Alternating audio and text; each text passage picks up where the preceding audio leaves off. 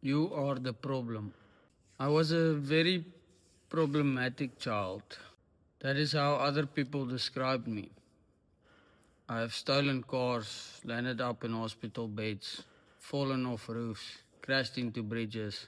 Always one incident away from disaster. So I decided to attend church. Camps, gatherings, week long interventions for the naughty boys and girls who needed God. But here's the lie no one ever told me.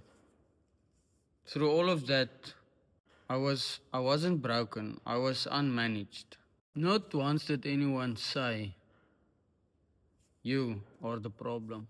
They blamed demons, they blamed trauma, they blamed circumstance, blamed everything except responsibility.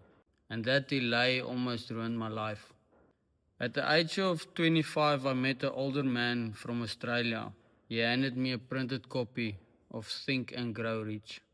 It was the second book I have ever read in my life.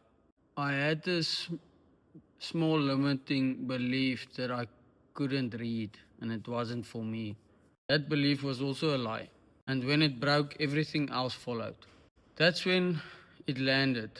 I'm the cause, I'm the consequence, I'm the obstruction.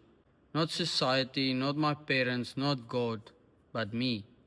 And the moment I stopped trying to be saved and started getting out of my own way, the results followed. Not miracles, but momentum. So maybe you are the problem.